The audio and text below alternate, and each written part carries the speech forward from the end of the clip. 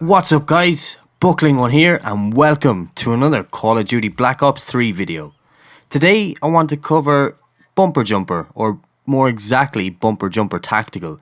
And the reason I want to cover it is when I did my last video on the G-Slide tutorial, I was just thinking to myself, you really do need a Scuf controller or something similar to be able to do the G-Slide. I mean, it's quite hard. I really imagine it is quite hard to do it on a normal controller. So I was just thinking, would there be a way to do it on a normal controller?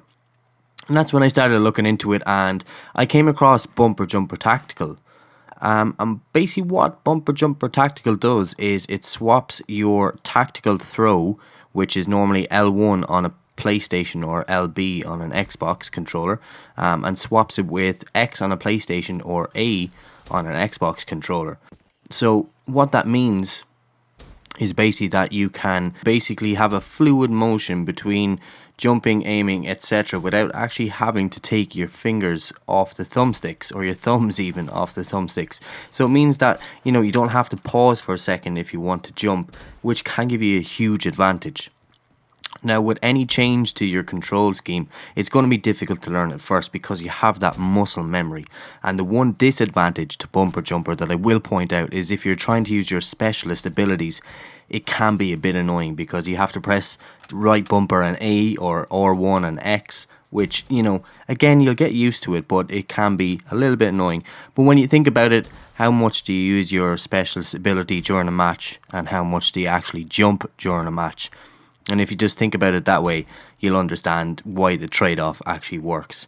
And again, you know, you only have 2 tacticals per life. You probably jump a lot more than you throw a tactical per life. That's even if you run tacticals, tactical grenades. So I can see that it should be a huge benefit for those people who want to be able to compete near enough to the same level of those people that have a Scuf controller or those people that have an Xbox One Elite controller.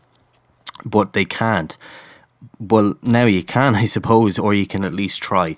With Bumper Jumper, as I said, I mean, it is near enough to a similar experience with having the paddles on the back, because the left bumper, or the L1, is very, very easy to press while you have the control, or while you have the controller in your hand, while you're actually holding down both thumbsticks.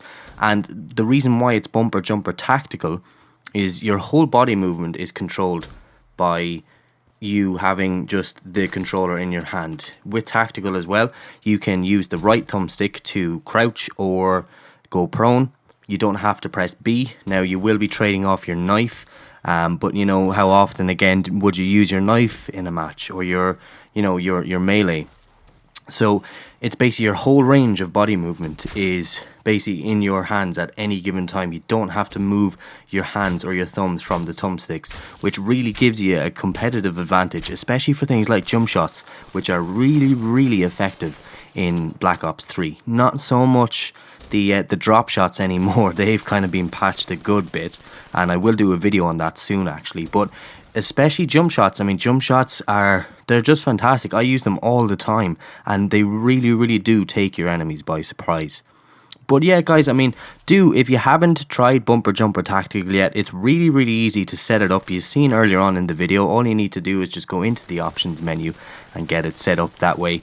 And just play around with it and just get used to having left bumper L1 as your jump button. It will take a while, trust me, it will take a while, but you will get there. As you can see in this video here, you know, I'm able to jump around, I'm able to thrust jump, I can G-slide. I can do everything that I normally do with my Xbox One Elite controller, but I don't actually have that controller. I'm not using the paddle buttons on the back. So it is quite a good button layout, I suppose. And if I wasn't using my Xbox One Elite controller, I definitely would be using Bumper Jumper. But as I said, guys, do give it a try. See what you think. If you like it, you know, leave me a comment down below. Let me know if it worked for you. If it didn't work as well, let me know. And I'll look into maybe seeing if there's any other button layouts that would suit for this kind of style of gameplay. If you liked the video as well, guys, please just drop me a like. And if you haven't subscribed already, make sure you do, so you don't miss out on any further Black Ops 3 content from me. But that's it from me, guys. Thanks so much for watching. My name is BucklingOne.